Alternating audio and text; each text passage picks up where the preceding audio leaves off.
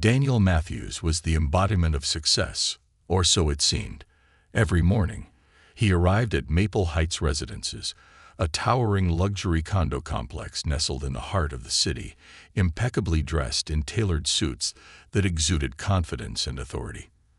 To the residents, he was the face of the building, always quick with a charming smile or a polite nod. Yet beneath the polished exterior lay a man who thrived on control and subtle manipulation. Daniel had cultivated a reputation as a man who could solve any problem, so long as it benefited him. The wealthy residents adored him for his swift action on their requests, from expedited package deliveries to arranging private gatherings in the rooftop lounge. However, for those who didn't fit into his idea of prestige, life at Maple Heights wasn't as seamless.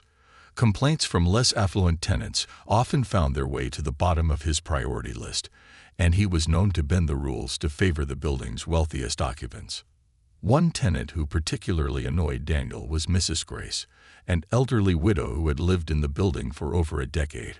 Her late husband had invested wisely, allowing her to afford the condo, but she lived simply and rarely socialized with the glamorous crowd at Maple Heights.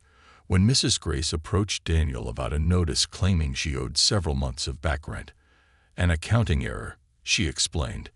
He barely glanced at her. "Rules are rules," he said, dismissing her concerns.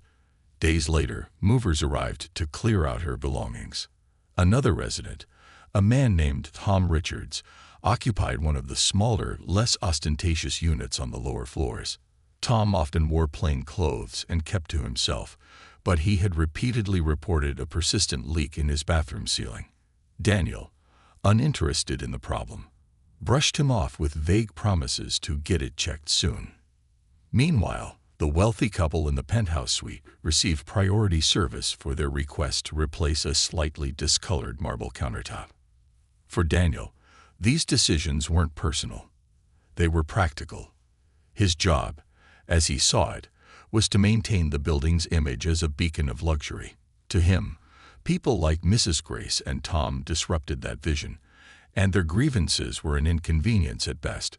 One morning, as Daniel made his usual rounds, clipboard in hand, he noticed Tom standing by the mailroom, speaking quietly with a few other residents. Tom's expression was calm, but his words carried a weight that caught Daniel's attention. The residents nodded, their faces clouded with concern. Daniel dismissed it as idle gossip and moved on. Later that evening, as Daniel hosted a wine-tasting event for the penthouse residents, the building's fire alarm suddenly blared. Chaos erupted as guests spilled into the hallways. Confused and irritated, Daniel rushed to the control room, only to find Tom waiting for him. "Mr. Matthews," Tom began, his voice measured but firm, "this alarm might be a false one, but the issues in this building are very real.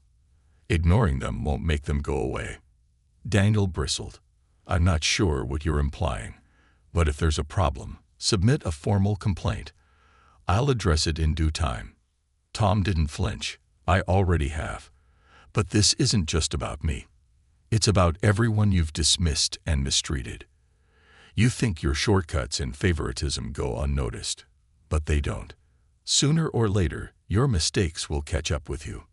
Daniel stared at him, his usual composure faltering for a brief moment.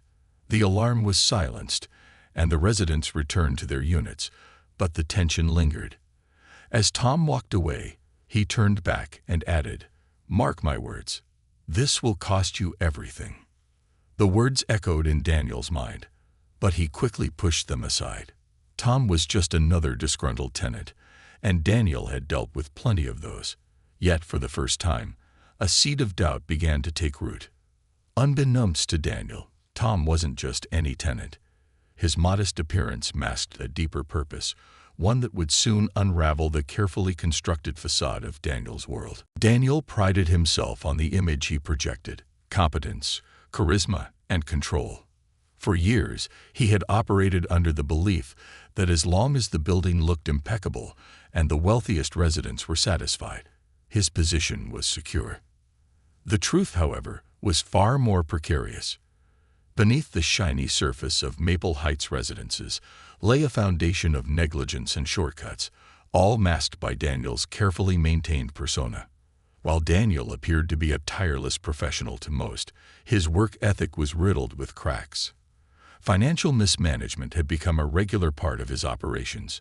Budgets intended for necessary repairs and upgrades were routinely reallocated, or outright siphoned off, to fund superficial enhancements.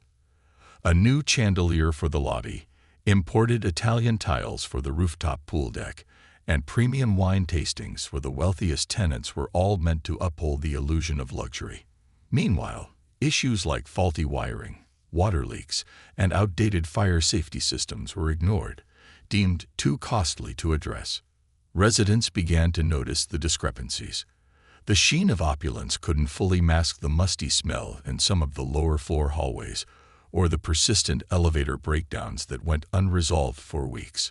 Rumors swirled quietly among the tenants, but most dismissed their concerns, chalking it up to minor inconveniences. After all, Maple Heights was still considered one of the premier addresses in the city. That is, until the day the mysterious tenant, Mr. Charles, decided to act. Tom Richards, who had quietly endured Daniel's dismissive attitude toward his water damage complaints, turned out to be more resourceful than anyone suspected. He filed an official complaint not just with building management, but directly with the city's housing authority, citing negligence and discrimination. What made his case particularly compelling was the evidence he had been quietly gathering.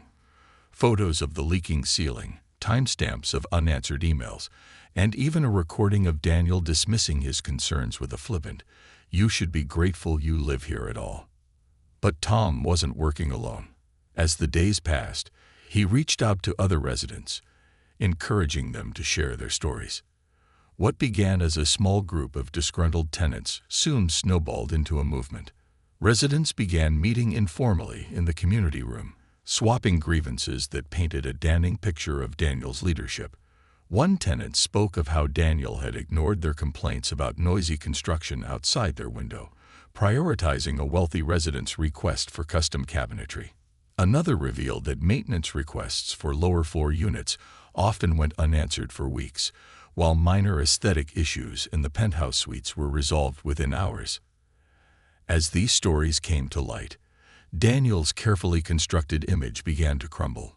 The trust he had enjoyed from the residents eroded rapidly, and even those who had once defended him started to question his motives.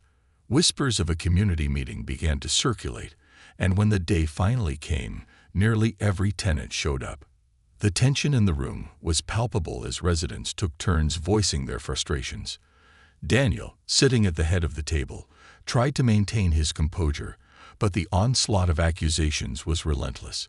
He deflected as best he could, offering vague promises to address their concerns, but the damage was done. By the end of the meeting, it was clear that the residents no longer trusted him to manage their home. Just when Daniel thought things couldn't get worse, the door opened, and a man in a crisp suit walked in. The room fell silent as he introduced himself as a city inspector, there to investigate the complaints filed against the building.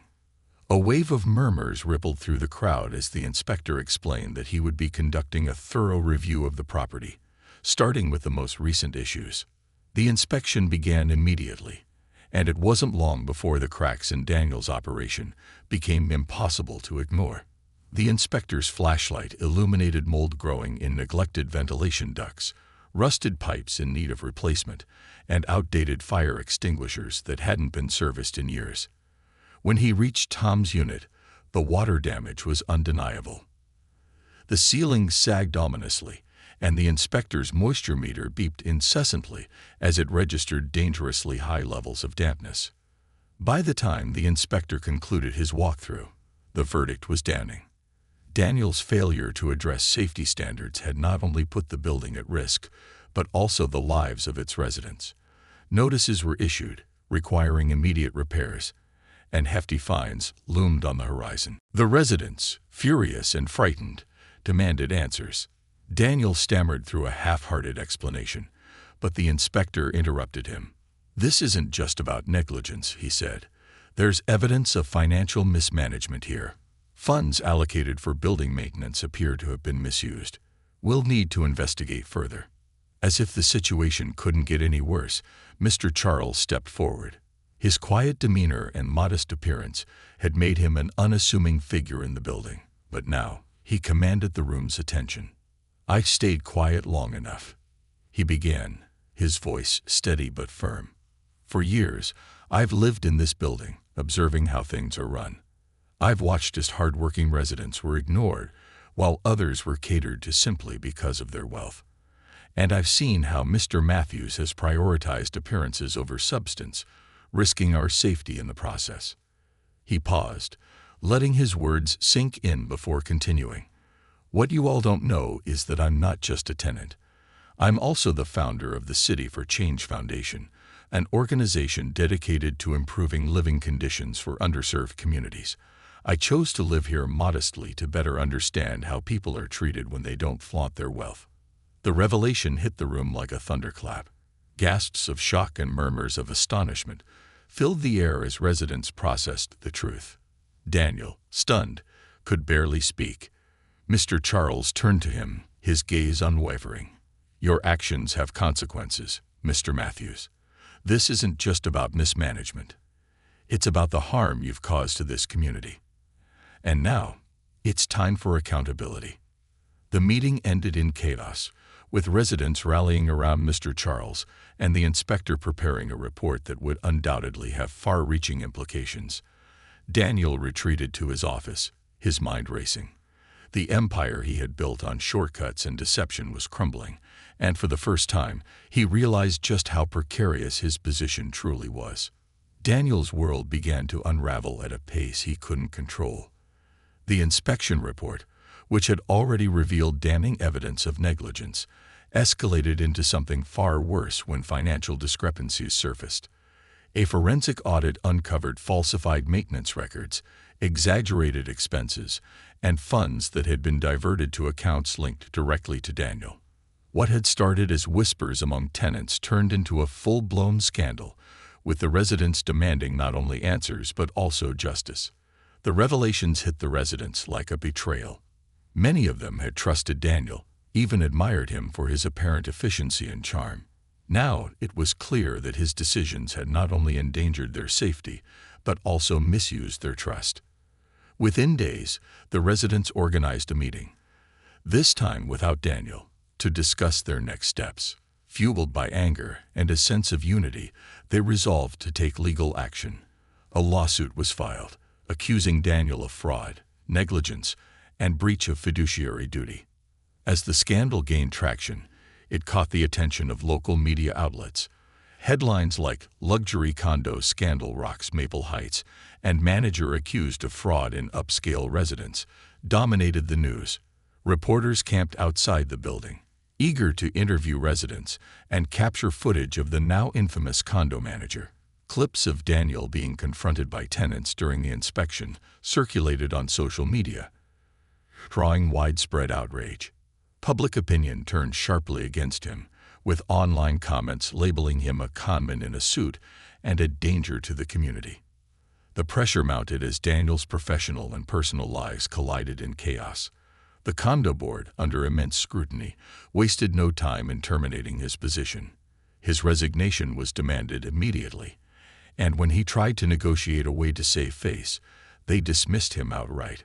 Security escorted him out of the building, a scene eerily reminiscent of the warning Tom Richards had given weeks earlier. Residents gathered to watch, some jeering, others filming the moment with their phones. The humiliation was complete, but the fallout extended far beyond his job. Daniel's family, who had always seen him as a successful and respectable figure, were blindsided by the revelations. His wife, Amelia, confronted him with tears and anger. "How could you put us in this position?" she demanded. "Everything we've built, everything we stand for. You've destroyed it." His teenage daughter, Emma, refused to speak to him, too ashamed to face her friends, who had seen her father's name splashed across the news. Financial troubles compounded his misery. With the lawsuit in full swing, Daniel's assets were frozen pending investigation. His savings, investments, and even the condo he had purchased in the same building were now out of reach.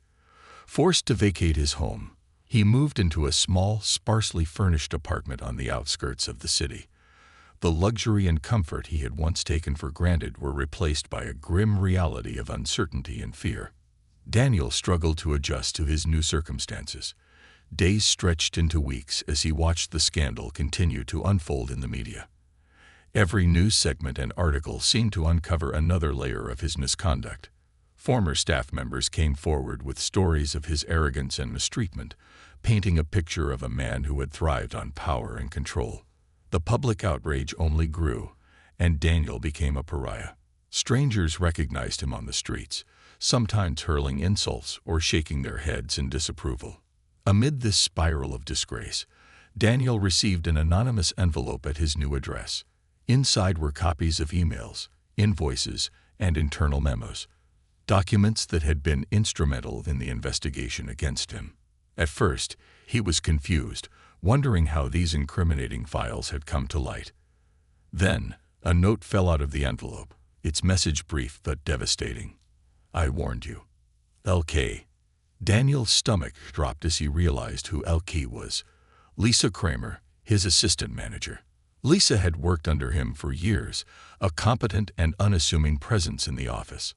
Daniel had never paid her much attention, often delegating the most tedious tasks to her while taking credit for her accomplishments. He had dismissed her concerns about staff morale and had even reprimanded her publicly on several occasions, brushing aside her suggestions for better management practices.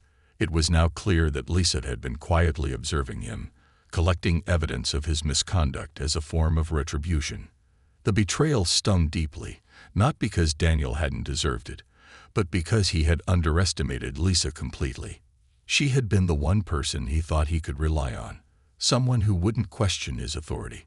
Her actions forced him to confront an uncomfortable truth. His arrogance and mistreatment of others had created enemies in places he hadn't even considered. Lisa's decision to expose him wasn't just about justice, it was personal. As Daniel pieced together the timeline, he realized that Lisa's role in his downfall had been pivotal. She had provided critical information to the city inspector, the residents, and even the media. Without her contributions, the investigation might never have gained the traction it did. The irony was bitter. The person he had overlooked and undervalued had been the one to bring him down. In the quiet of his apartment, Daniel wrestled with a growing sense of remorse. For the first time, he began to see the full extent of the harm he had caused, not just to the residents of Maple Heights, but also to the people who had worked alongside him. He thought of Lisa, who had endured years of disrespect, and of Tom Richards, who had been dismissed despite his legitimate concerns. He thought of Mrs. Grace, evicted over an accounting error that could have been resolved with a single act of compassion. Yet, remorse alone couldn't undo the damage. The legal case against him moved forward, and Daniel faced the prospect of not just financial ruin, but also criminal charges. His lawyer advised him to cooperate fully, offering any information that might mitigate his sentence. It was a humiliating position to be in, but Daniel had no choice. He began compiling documents and emails, exposing not only his own actions, but also the larger culture of corruption within the management company. As he handed over the evidence, Daniel couldn't help but feel a glimmer of relief. For the first time in months, he was taking a step toward making amends, however small. But the road ahead was uncertain, and Daniel knew that redemption, if it was even possible, would require more than just cooperation. It would require him to confront the man he had become, and to find a way to rebuild not just his life, but his integrity. Daniel sat alone in his dimly lit apartment, the weight of his actions pressing on him like a physical burden. The once confident man who had strutted through the marble halls of Maple Heights residences was gone, replaced by a shadow of his former self. The silence in his small apartment was deafening, broken only by the occasional hum of a passing car outside his window. His days blurred together into a monotonous cycle of self-loathing and regret. The media storm had subsided slightly, but the damage to his reputation was irreversible. Strangers still recognized him, and their disdainful looks reminded him of how far he had fallen.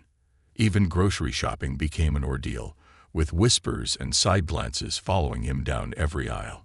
His family, too, had distanced themselves. Amelia and Emma had moved in with her parents, leaving Daniel to grapple with his shame and solitude. He couldn't blame them. He had destroyed the foundation of trust they had built together. For weeks, Daniel spiraled deeper into depression. He avoided mirrors, unable to face the person staring back at him. Nights were the worst. Sleep eluded him, replaced by hours of tossing and turning, his mind replaying every mistake, every moment he had chosen self-interest over integrity. He thought about the residents he had wronged. Their faces haunted him in his quiet moments. One day, a knock at his door startled him out of his stupor. Opening it, he was surprised to find Mrs. Grace standing there, her kind eyes softening as she took in his disheveled appearance. She held a basket filled with homemade bread and jam, a small gesture that felt monumental in his state of isolation. "May I come in?" she asked gently. Daniel hesitated, shame washing over him, but he stepped aside. Mrs. Grace's presence was a balm to his frayed nerves. She sat across from him at the small table in his kitchenette, her hands folded neatly as she spoke. "Daniel," she began, "I've been thinking about everything that's happened. I was angry at first, furious, really, but holding on to anger doesn't help anyone.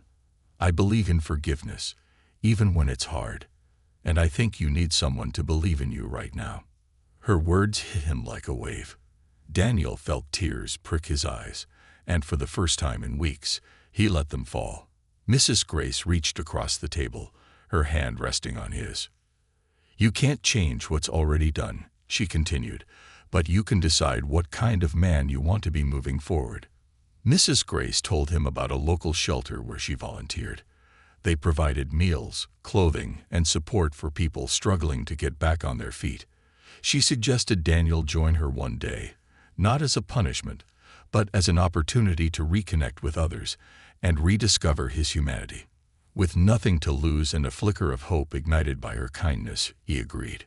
The first day at the shelter was humbling. Daniel felt out of place among the volunteers, many of whom had experienced hardship themselves. He started in the kitchen, serving meals to a line of people who greeted him with gratitude, their smiles disarming his lingering arrogance.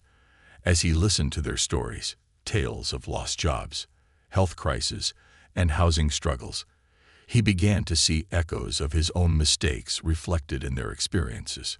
His negligence had contributed to a system that left people vulnerable, and now he was face to face with its consequences. Over time, Daniel found solace in the routine of volunteering.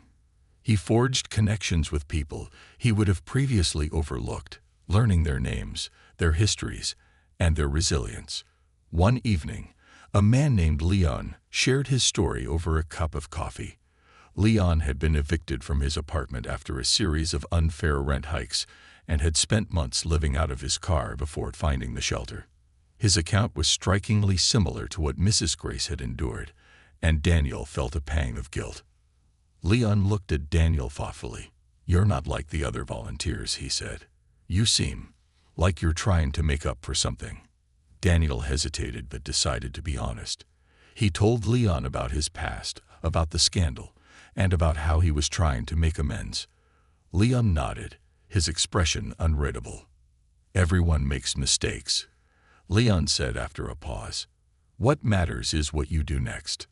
These words stayed with Daniel as he continued his volunteer work. Slowly but surely, he felt a shift within himself. The bitterness and self-pity that had consumed him began to give way to a sense of purpose. For the first time in years, he felt he was contributing to something meaningful, something that extended beyond his own ambitions. One afternoon, while organizing donations at the shelter, Daniel came across an envelope marked with the logo of the management company he had worked for. Inside were documents detailing transactions he didn't recognize, large sums of money being funneled into offshore accounts. At first, he dismissed it as irrelevant, but curiosity got the better of him. He began digging deeper, using public records and what little access he still had to company files. What he uncovered was staggering. The corruption at Maple Heights wasn't isolated to him. It was part of a much larger scheme orchestrated by the higher-ups in the company. They had systematically drained funds from multiple properties, including Maple Heights, while using scapegoats like Daniel to cover their tracks. His own misconduct paled in comparison to the scale of their operation. Daniel wrestled with what to do. Exposing the company would mean reopening the wounds of his own scandal and potentially facing more scrutiny. But staying silent felt like complicity. He spent sleepless nights grappling with a moral dilemma, confiding in Mrs. Grace during their volunteer shifts. "What's holding you back?" she asked one evening. "I don't know if I can handle the fallout," Daniel admitted. "I've already lost so much. If I come forward, it might destroy any chance I have left to rebuild my life." Mrs. Grace placed a hand on his shoulder. "Rebuilding your life isn't about avoiding the truth. It's about confronting it, no matter how hard it is. You have a chance to do something right, Daniel. Don't waste it." Her words solidified his resolve. Daniel reached out to an investigative journalist who had covered the initial Maple Heights scandal. Armed with the evidence he had uncovered, he worked with the journalist to piece together the full extent of the company's corruption. The process was grueling, forcing Daniel to relive the mistakes and decisions that had led to his downfall, but he pushed through, driven by a desire to make things right. When the story broke, it was explosive. The management company's executives were implicated in a multi-million-dollar fraud scheme, and their network of corruption unraveled under public scrutiny. Daniel's role in exposing the truth earned him a mixed reception. Some saw him as a whistleblower seeking redemption, while others remained skeptical of his motives.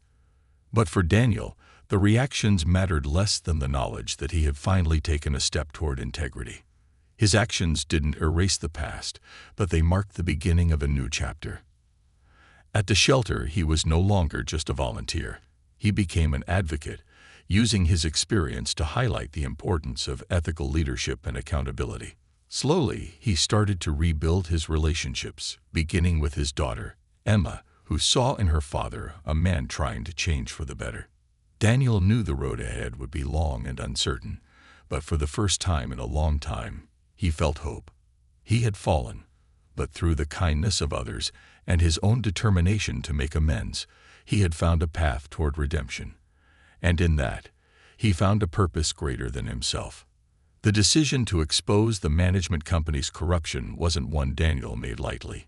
He understood that stepping into the spotlight again would come with risks, but the weight of the evidence he had uncovered left him with no choice.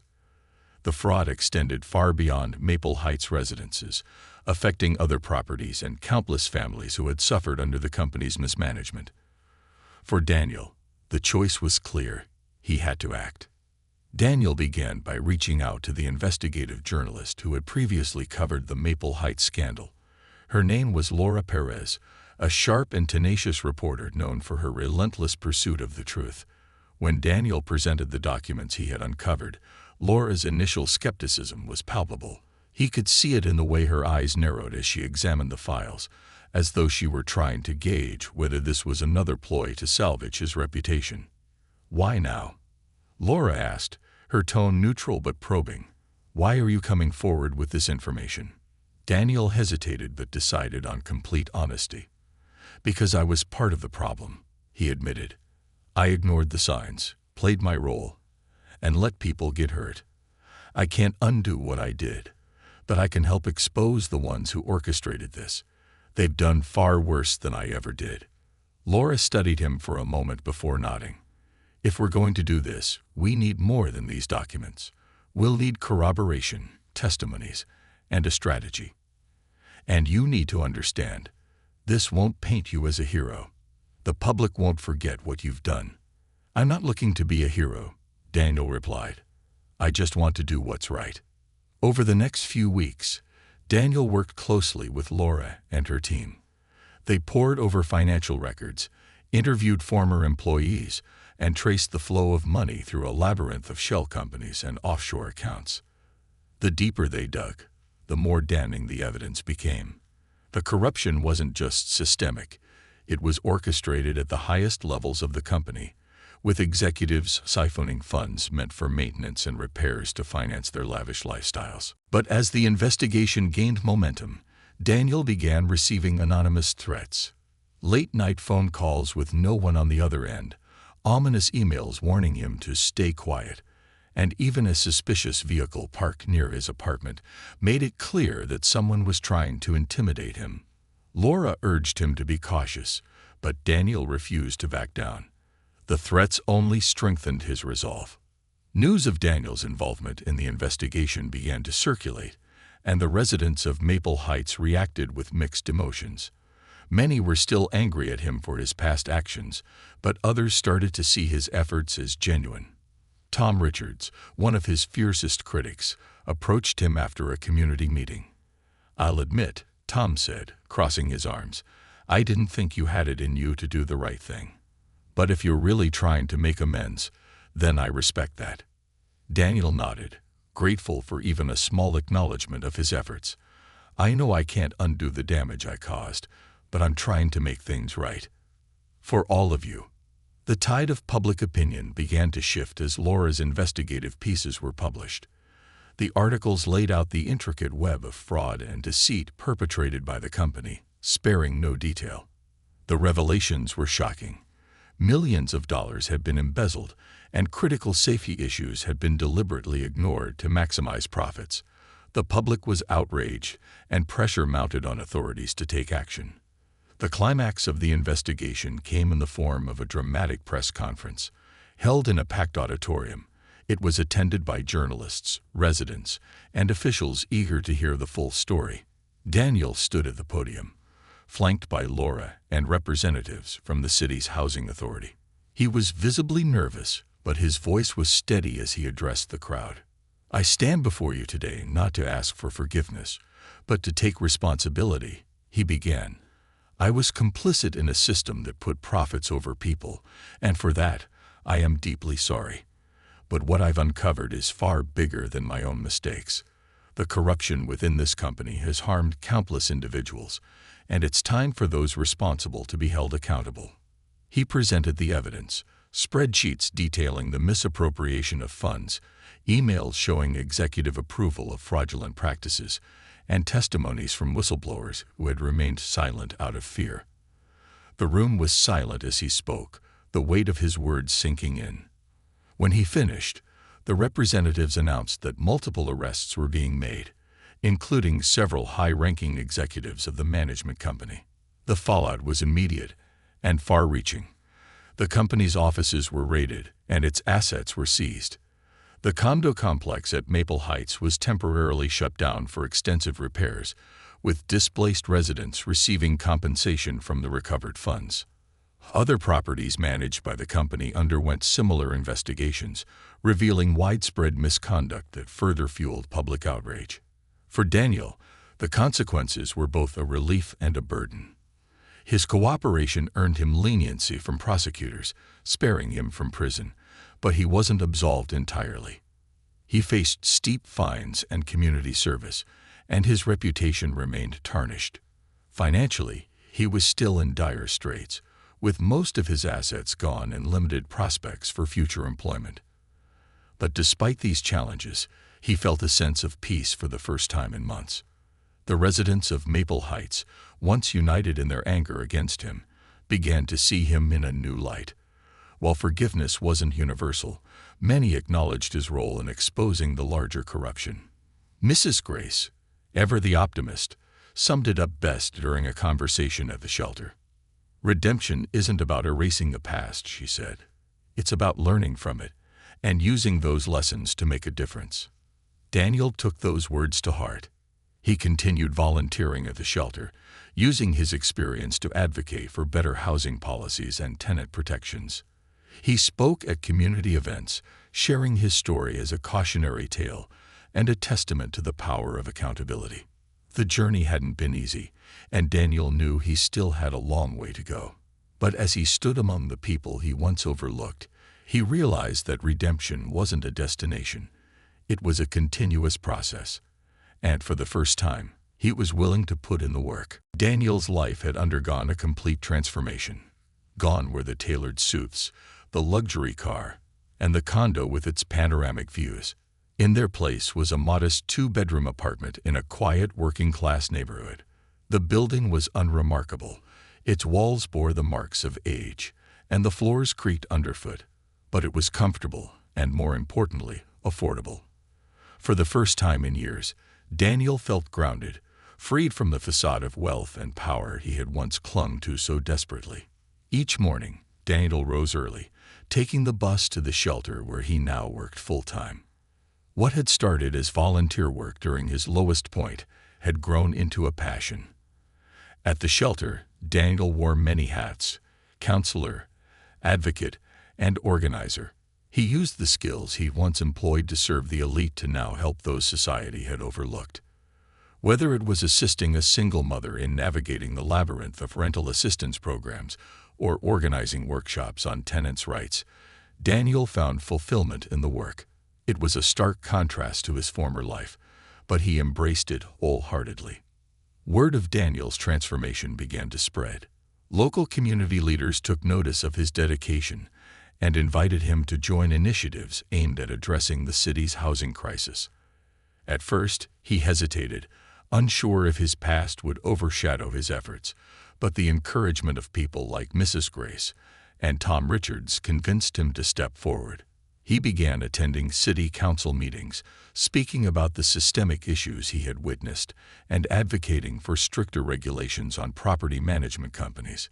His speeches were candid and heartfelt, often drawing from his own experiences as both a perpetrator and a whistleblower. "Change starts with accountability," he said during one meeting. "Not just from those in power, but from all of us. We have to demand better, for ourselves, for our neighbors, and for future generations." The residents of Maple Heights, too, were undergoing a transformation. After the scandal, they banded together to form a new community board, determined to ensure that no one person would ever wield unchecked power over their home again. The board operated with transparency, holding regular meetings where every resident had a voice.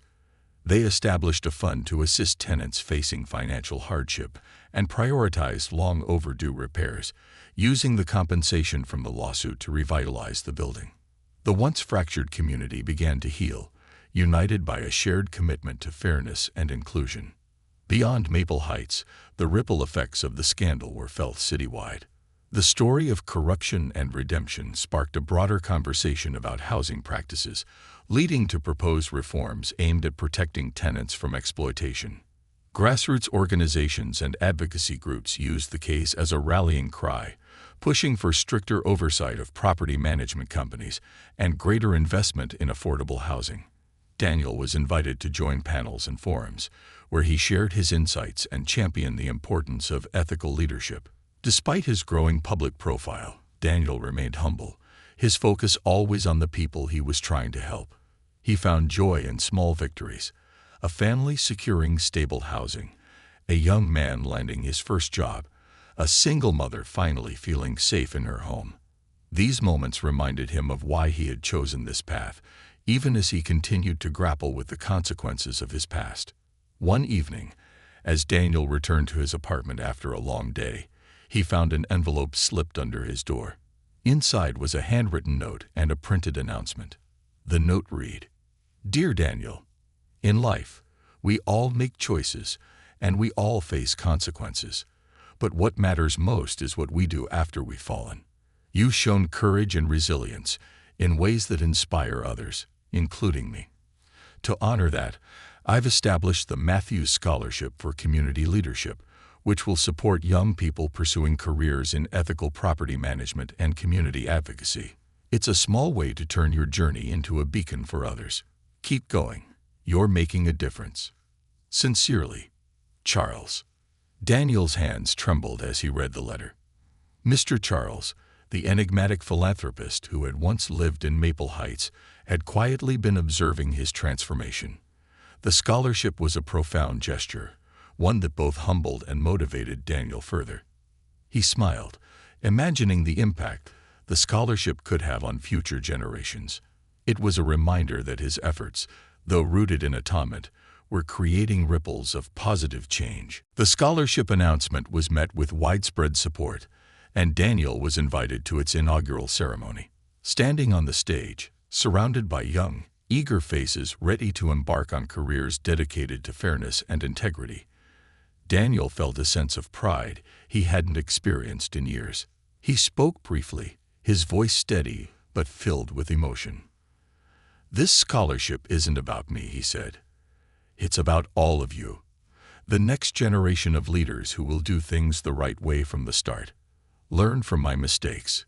Build communities that uplift everyone, not just a select few. And never forget that change begins with compassion." As he stepped down from the podium, he was met with applause, not just from the audience, but from his daughter, Emma, who had come to support him. Over time, their relationship had slowly begun to mend, and this moment felt like a turning point. She hugged him tightly, whispering, "I'm proud of you, Dad." For Daniel, the road to redemption was far from over. There were still scars from the past, and not everyone was willing to forgive. But as he walked home that evening, the city lights glowing softly around him, he felt a sense of peace. He had chosen a new path, one that prioritized integrity, empathy, and the well-being of others. His journey was no longer about erasing his mistakes. It was about building something meaningful in their wake.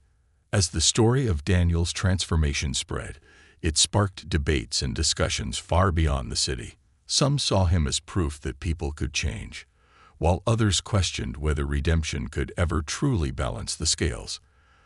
The question lingered in the minds of those who heard his story. What would I have done in Daniel's place? Can someone truly redeem themselves after making life-altering mistakes? The answers varied, but one thing was certain. Daniel's journey had become more than a tale of failure and redemption. It was a call to action, a reminder that even in the face of ruin, the choice to do better is always within reach. And for Daniel, that choice made all the difference.